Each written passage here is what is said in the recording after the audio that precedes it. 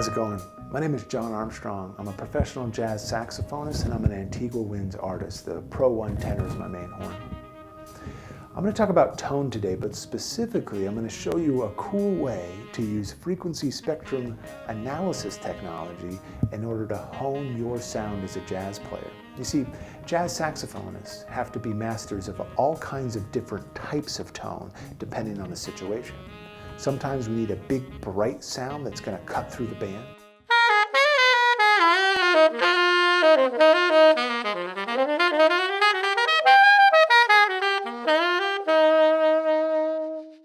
Sometimes we need a more mellow, a warmer sound.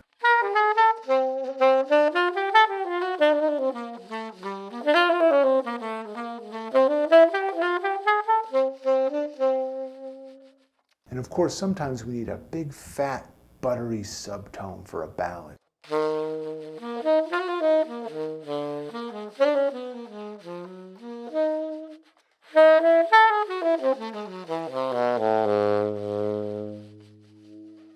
You see, each one of these types of tone has a unique visual footprint on a frequency spectrum analysis program. So what I'm going to do is I'm going to jump on my computer and screen share one such program in order to show you what each one of those sounds looks like on a frequency spectrum analysis program.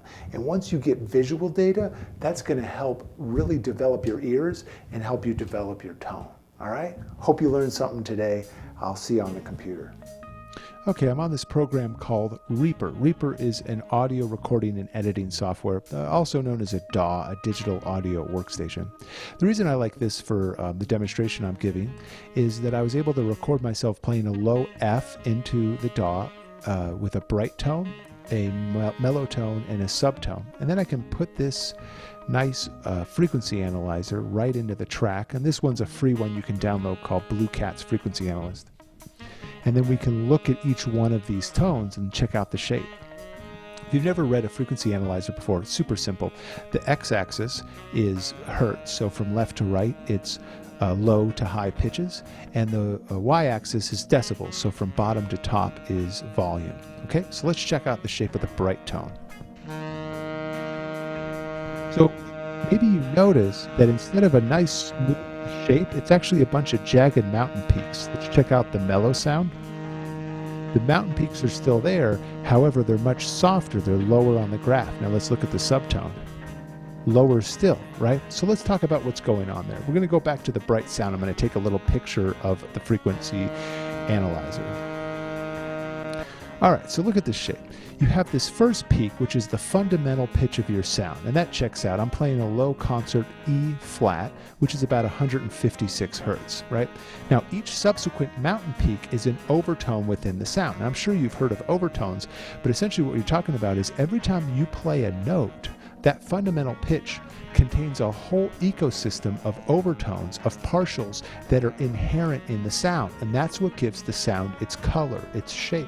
And a bright sound is going to have louder overtones than a mellow sound. Let's reset it and I'll take another picture. Right? So now all these overtones are much softer, and they're going to be softer still when it gets to the subtone. Right? Pretty easy to see. Now, what's even more interesting, let's go back to the bright sound. We'll reset it and take a little picture. Okay, so the fundamental pitch is at about negative 30 decibels. It's a little confusing that we're going from negative 120 to 0, but essentially think about it, the lower the number on this graph, the louder the pitch. So here we are at negative 30 for the fundamental, but our fourth partial, that third overtone, is actually about 7 or 8 decibels louder than the fundamental. That's interesting, right? And if you know anything about just intonation and overtone series, that note up there is a high F, the side key F, or the fork altissimo F on the tenor. 2 octaves above the fundamental is actually louder than the fundamental for a bright pitch. And that checks out. The word we use for bright means loud overtones. That's what gives that color, that bright color. Now let's go to the mellow sound and take a look at what happens to that fourth partial. Reset it. Take another picture. Okay, so two things stick out to me. One, that fourth partial has dipped, so now it's nearly 10 decibels lower than the fundamental pitch. That's what gives that cooler, warmer sound. But also, if you remember, the bright sound was right there at about -30. This mellow tone, the fundamental mountain peak, is actually a little louder. So there's not a terribly large amount of difference between the bright sound and the mellow sound when it comes to the fundamental. It's all in the overtones, which are considerably softer in the mellow tone. Now let's check out the subtone and you'll see how radical it is. Take a picture. Now the fundamental is right there. It's not that much softer than the bright or the mellow, which you wouldn't imagine hearing how soft it is. But look at what happened to these overtones, let alone that fourth partial. Now we're like 20 decibels softer than the fundamental, as opposed to 8 to 10 decibels louder. Now that you know this, you can start to experiment with it and play with it. And what I'm going to do here is I'm going to show you me playing with it. So what I did with this part of the recording is I recorded myself playing the same low F, but I started playing with my vowel formations. So try it without the horn, without your lips either, because you're going to have a horn in your mouth. A, E, I, O, U. You start saying the vowels and you notice your tongue's moving all over the place. Well, that's what's going to give you these different tone qualities. So if you play a note and you go, yo, yo, on the horn, you're going to see how these overtones are going to start moving around. Essentially, you're going to make the mountains dance. So let's check this out. We'll reset it. Oops. Here we go. Look at all that. So that bright sound, I can push them up and down. Now, you have to be careful here because these different vowel shapes are going to produce different pitches. So you need to really find what resonance you want and then adjust with a tuner.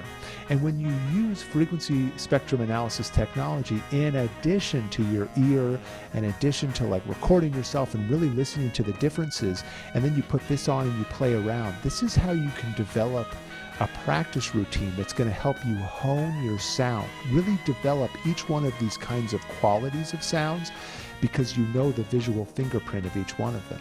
Now, you don't have to get a DAW. If this was intimidating to you on the music technology bit, you can get a bunch of apps that do this same thing. One of my favorite ones is called Tonal Energy. Cool? So grab yourself a frequency analyzer that you like and start playing around. So what I'm going to do now is play 2 choruses of Stella by Starlight. On the first chorus, I'm going to use that real bright sound, and on the second chorus, I'm going to use a more mellow sound. And I'm going to demonstrate with this how my entire jazz musicianship, my rhythms, my harmonies, my phrases changes based on which tone I use.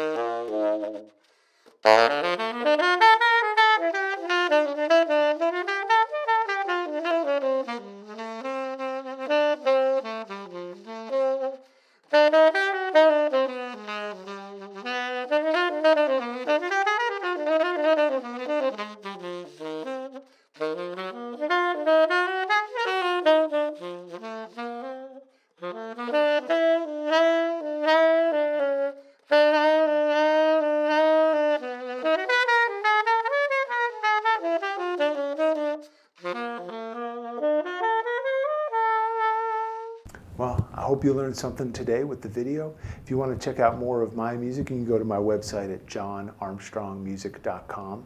And I'm a recent addition to the Antigua Winds roster, so I look forward to be making some more videos with them. All right, take care and happy music making.